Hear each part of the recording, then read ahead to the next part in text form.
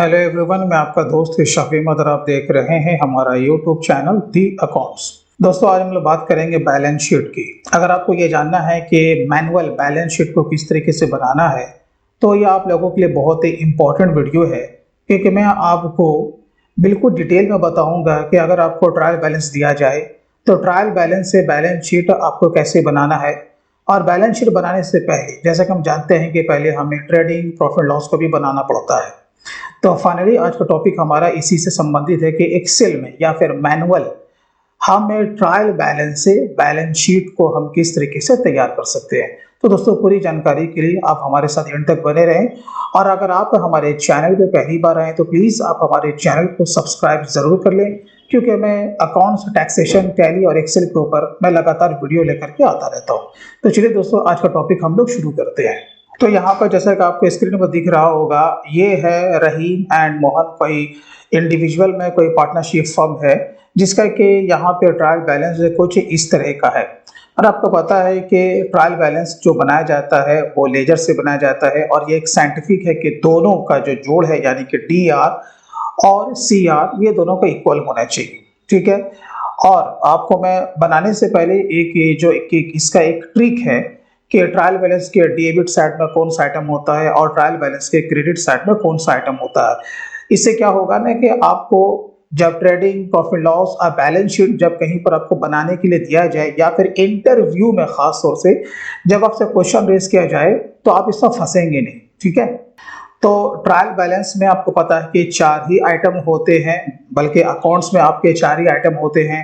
आपका एक्सपेंस होता है, इनकम होता है, एसेट होता है, और फिर आपका लास्ट लायबिलिटी होता है।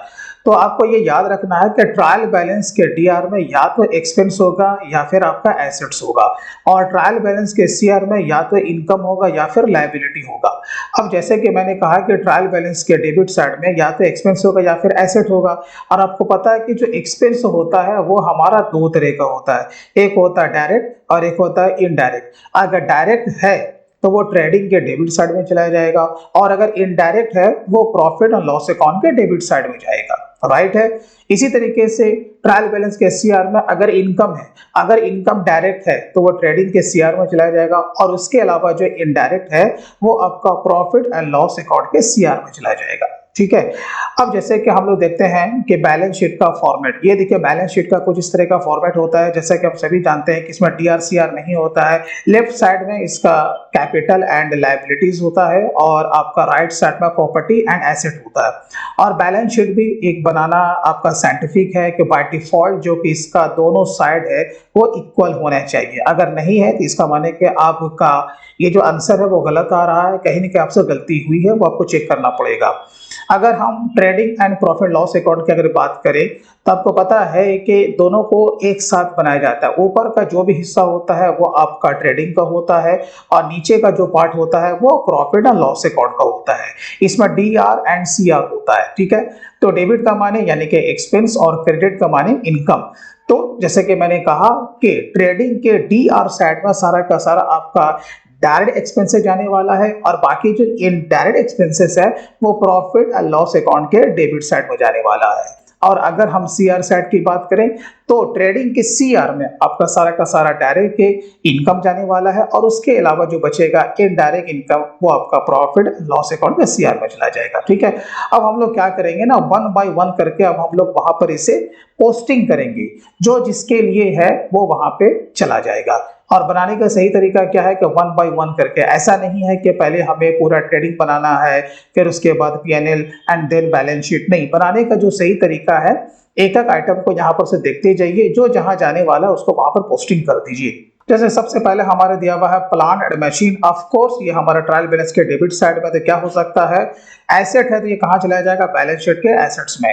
तो हम लोग यहाँ से इसे कॉपी करेंगे और यहाँ पर आ जाएंगे आपके बैलेंस शीट में, और बैलेंस शीट आने के बाद यहाँ पर सिंपली इसे आपको कॉपी पेस्ट कर देना है, या फिर आप टैप कर लीजिए। चलिए यहाँ से हम लोग इसका जो अमाउंट है वो कॉपी पेस्ट कर लेते हैं। ये आगे देखिए 18,600। इसी तरीके से हम लोग दूसरा देखते हैं ओपनिंग स्टॉक। अब ये देखिए जो ओपनिंग स्टॉक है ये एक्चुअल में क्या है ना कि लास्ट ईयर का जो कि हमारा क्लोजिंग स्टॉक है, इस साल के लिए हमारा ओपनिंग स्टॉक बन गया। तो ये कहाँ चला जाएगा, ट्रेडिंग के डेबिट साइड में, क्योंकि इसका जगह जो होता है वो फिक्स होता है। राइट। तो हम लोग यहाँ पे आएंगे और यहाँ पे उसका फिगर को हम लोग पुटअप कर देंगे। जैसे कि हमारा यहाँ पर 23,000 है तो 23,000 को हम लोग यहाँ पर कॉपी पेस्ट कर लेंगे। चलिए इसी तरीके से हम लोग आगे बढ़ते हैं। देखिए परचेज एंड सेल, और ये दोनों आपका साथ में दिख रहा है, यहाँ डीआर भी है और यहाँ पर सीआर में भी है। तो जैसे कि मैंने कहा कि इसका जो टेक्निक है पकड़ने का, डेबिट साइड में मैंने आपको क्या कहा था, या तो एक्सपेंस होगा या फिर एसेट होगा। तो यहाँ पर परचेज एंड सेल है तो परचेज का फिगर कौन सा होगा, ये वाला 37,000 वाला, और 1,25,400 ये हमारे लिए सेल हो जाएगा, राइट। तो आपको डीआरसीआर से भी इसे पकड़ लेना है। तो परचेज कितना है, 37,000। तो हम परचेज को क्या करेंगे, अभी मेन कॉलम में ना डाल करके हम लोग इस वाले कॉलम में यहाँ पर उसे मेंशन करेंगे। वो इसलिए कि अगर कोई परचेज रिटर्न होगा तो इससे लेस होकर के फाइनल फिगर वो इस वाले कॉलम में आएगा। अब सेल कितना है, 1,25,400। तो यहाँ पर आपको पता है कि सेल सीआर में आने वाला है 1,25,400। इसे भी आपको मेन कॉलम में फिलहाल अभी नहीं डालना है। उसके बाद हम लोग चलते हैं, यहाँ देखिए हमारा है डिस्काउंट रिसीव। जब देखेंगे ये हमारा सीआर साइड में है और मैंने कहा था कि सीआर साइड में या तो इनकम होगा या फिर लायबिलिटी। तो क्या ये मेरे लिए लायबिलिटी है, तो नहीं, ये मेरे लिए इनकम है। तो कौन सा इनकम है, इनडायरेक्ट इनकम, क्योंकि जो कि हमारा जो डायरेक्ट इनकम था वो तो सेल हो गया, राइट। इसके अलावा जो इनकम होगा वो सारा का सारा मेरा इनडायरेक्ट इनकम हो जाएगा। तो डिस्काउंट रिसीव्ड को यहाँ से हम लोग कॉपी करेंगे। ऊपर का हिस्सा ट्रेडिंग है, नीचे का हिस्सा प्रॉफिट और लॉस अकाउंट का हम लोगों ने माना है, ठीक है। तो यहाँ पर हम लोग इससे आकर के क्या करेंगे, कॉपी पेस्ट करेंगे। तो कितना अमाउंट है भाई, तो 2,000 रुपया है। तो यहाँ पर हमारा सीआर साइड में 2,000 रुपया आ गया।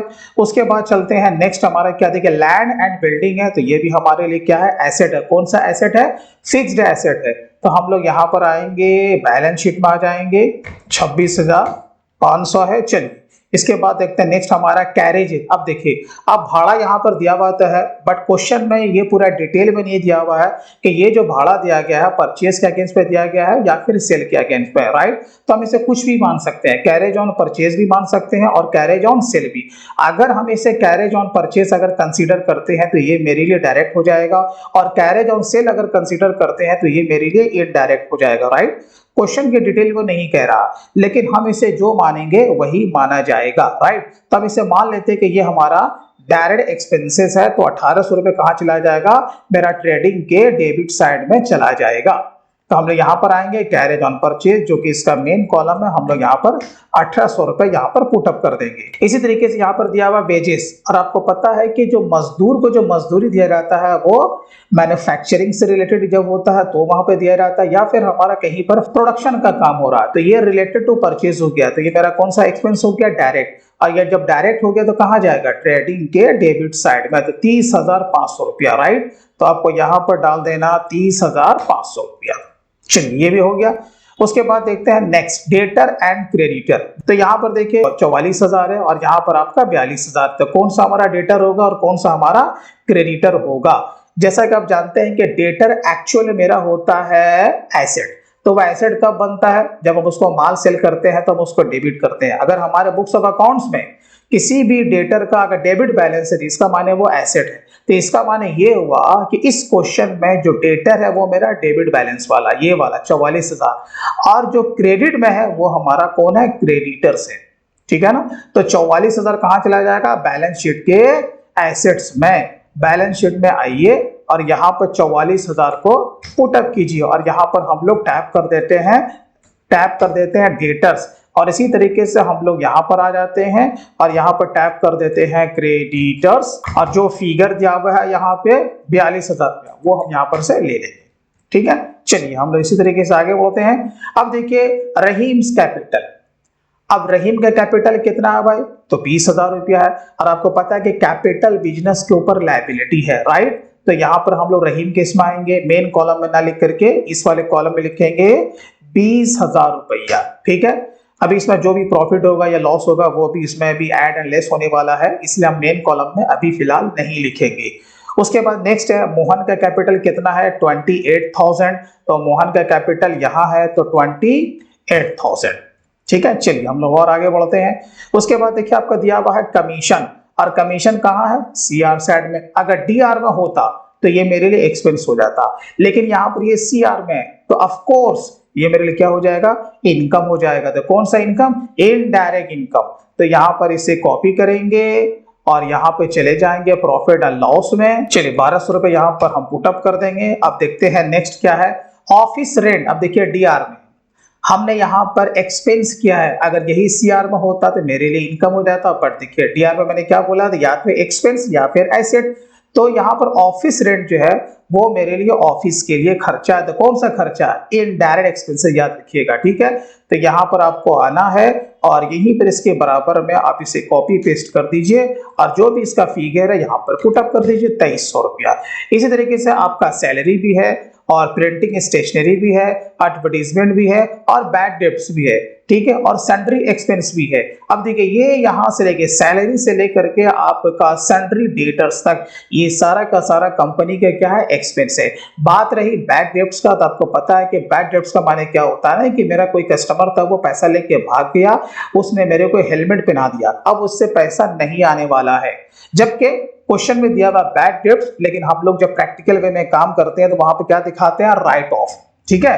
तो आप वहां पर राइट ऑफ भी दिखा सकते हैं। तो ये सारा का सारा मेरे लिए क्या है, एक्सपेंस है ना भाई। तो ये कहां चला जाएगा, प्रॉफिट एंड लॉस अकाउंट के डीआर सेट में। तो यहां से इस सबको कॉपी कीजिए और यहां पर ला करके पेस्ट कर दीजिए। चलिए इसका फिगर भी यहां से हम लोग उठाएंगे और यहां पर ला करके पेस्ट कर देंगे। चलिए ये हमारा काम हो गया। चलिए उसके बाद देखिए रहीम्स ड्राइंग से, अब ये क्या है, आपको पता है कि मालिक का पर्सनल खर्चा है, यानी जो भी इसका पार्टनर है रहीम, इसने पर्सनल यूज के लिए कुछ निकाला होगा, या तो कैश निकाला होगा या बैंक से, या फिर ये कुछ स्टॉक वगैरह लेकर के गया होगा। तो according to income tax rule कोई भी प्रोप्राइटर या डायरेक्टर अगर अपने पर्सनल यूज के लिए कुछ भी निकालता है तो वो उसे एज एन एक्सपेंसेस ट्रीट नहीं कर सकता। तो ये क्या होता है, आपको पता है, कैपिटल से लेस होता है, राइट। तो रहीम का जो कैपिटल जो होगा उसमें से 4000 रुपया हम लेस कर देंगे। तो आते हैं हम लोग बैलेंस शीट में।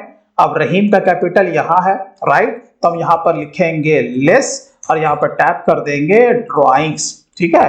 तो कितना है भाई, 4000 रुपया, ठीक है। अब यहाँ पर इक्वल टू 20,000 माइनस 4000, तो नेट कितना बच गया इसका कैपिटल, 16,000, ठीक है। चलिए आगे बढ़िए। अब यहाँ पे देखिए कैश इन हैंड, तो ये भी क्या मेरे लिए एसेट्स है ना, तो ये कहाँ चला जाएगा, बैलेंस शीट के एसेट्स में। तो इधर आइए, यहाँ पर इससे हम लोग कॉपी पेस्ट करते हैं और जो कि इसका फिगर दिया हुआ है 5250, ये हम लोगों ने पुटअप कर दिया।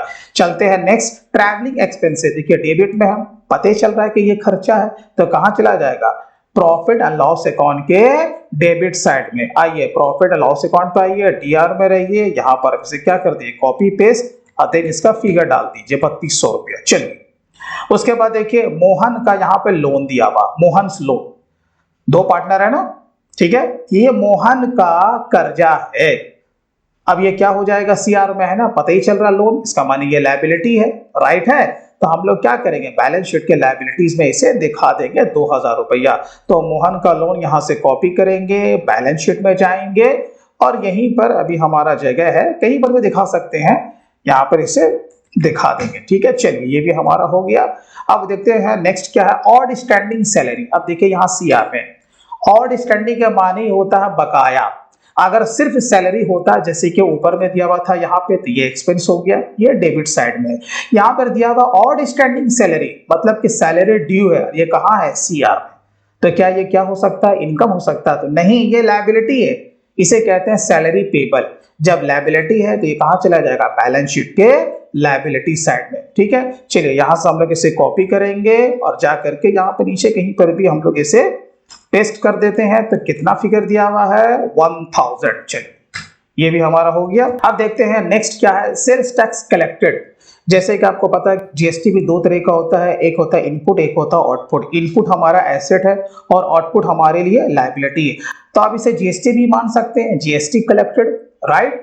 तो ये आउटपुट है, जब ये आउटपुट होगा तो ये कहाँ चला जाएगा, बैलेंस शीट के लायबिलिटी साइड में। क्यों, क्योंकि ये हम पर लायबिलिटी है, ये हमारा पैसा नहीं है, राइट। तो हम लोग क्या करेंगे, 100 रुपया हम लोग बैलेंस शीट के लायबिलिटी साइड पर दिखा देंगे। चलिए यहां से हम लोग इसे कॉपी करेंगे और 100 रुपया हम लोग यहाँ पर बैलेंस शीट के लायबिलिटी साइड में दिखा देंगे। चलिए, अब क्या बच गया, हाँ एक हमारा बच गया क्लोजिंग स्टॉक 40,500। तो क्लोजिंग स्टॉक पता है कि ये कंपनी के लिए क्या है, एसेट है, तो ये कहाँ चला जाएगा, बैलेंस शीट के एसेट्स में 40,500। ये देखिए 40,500 रुपए यहाँ बैठाइएगा, यहाँ पर टैप कर दीजिए क्लोजिंग, और यही सेम फिगर आपका कहाँ चला जाएगा, आपके ट्रेडिंग के सीआर में, क्योंकि मेरा माल बचा हुआ है ना, वो यहाँ चला जाएगा 40,500।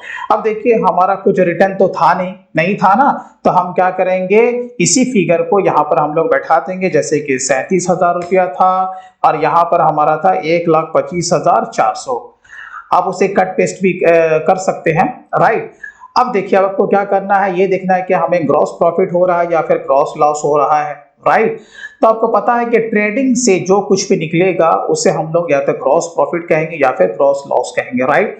तो कौन सा आपका कॉलम बड़ा हो रहा है, अभी जैसे कि मैं फॉर्मूला यहां से हटा देता हूं, ये देखो, ठीक है। यहां पर आपको क्या करना है कि जो कि सम फॉर्मूला है वो आपको यहां पर यूज करना है। ये यहां पर हमने लगा दिया सम फॉर्मूला, यहां से यहां तक आपको उसका जोड़ लगा लेना है, राइट है। यहां पर इसे कॉपी कीजिए और यहां पे लाकर आप इसे पेस्ट कर दीजिए, ठीक है। अब देखिए हमारा सीआर कॉलम बड़ा हो रहा है ना, हाँ जी बड़ा हो रहा है। अब देखिए आपका जो ग्रॉस प्रॉफिट है वो कैसे निकलेगा, अगर आप एक्सेल पे बनाते हैं तो फॉर्मूला लगा के रखेंगे तो ज्यादा इजी होगा। यहाँ पर हम प्रेस करेंगे इक्वल टू, राइट है। यहाँ पर हम लोग ले लेंगे, ये ले लेंगे क्योंकि ये हमारा टोटल जोड़ निकल रहा है। यहाँ पर देंगे माइनस, यहाँ पर करेंगे सम, यहाँ पर ले लेंगे लेफ्ट ब्रैकेट, ये जितना भी जो एक्सपेंस है हम इसे यहाँ पर इस तरीके से सेलेक्ट कर लेंगे और एंटर को प्रेस करेंगे। तो ये पता चल रहा है कि अभी जो है हमें 73,600 रुपए का क्या हुआ, ग्रॉस प्रॉफिट। और आपको पता है कि यही जो आपका ग्रॉस प्रॉफिट है वो कहाँ चला जाता है, प्रॉफिट एंड लॉस अकाउंट के सीआर साइड में। तो इसे थोड़ा सा आप अलाइनमेंट भी इस तरीके से कर सकते हैं, ठीक है। ये यहाँ पर आपका 73,000 रुपए यहाँ पे आ चुका है। थोड़ा सा एक यहाँ पर मैंने एक रो को भी इंसर्ट कर दीजिए। देखिए अब हमें फाइनली नेट प्रॉफिट को मालूम करना है, क्योंकि गवर्नमेंट को जो टैक्स दिया जाता है वो नेट प्रॉफिट के ऊपर ही दिया जाता है। तो वही सेम फॉर्मूला यहाँ पर यूज करेंगे, यहाँ पर लगा देंगे इक्वल टू सम, यहाँ पर हम लोग इसे क्या करेंगे, कॉपी पेस्ट करेंगे और यहाँ पर वही फॉर्मूला को हम लोग यूज करेंगे, ठीक है, जैसे कि हम लोगों ने ऊपर में लगाया था, ठीक है। देखिए अब यहाँ पर क्या है ना, 45,750 रुपये का हमें क्या हो रहा है, प्रॉफिट हो रहा है, राइट। और जैसे कि यहाँ पर पार्टनर 2 है भाई, तो यहाँ पर क्वेश्चन में नहीं कह रहा है कि इसका प्रॉफिट का रेशियो क्या है, मैं मान लेता हूँ कि 50-50 है, ठीक है। तो यहीं पर अगर हम लोग इसे कैलकुलेट करते हैं कि 45,750 डिवाइडेड बाई 2, ठीक है, तो कितना निकलता है, 22,875, यही ना निकलता है ना। तो 22,875 अब क्या करेंगे, यहाँ पर आप लोग आएंगे बैलेंस शीट में और यहाँ पर आप लोग नेट प्रॉफिट को ऐड कर देंगे, यही होगा। यहाँ पर करेंगे ऐड और यहाँ पे लिख देंगे नेट प्रॉफिट, ठीक है।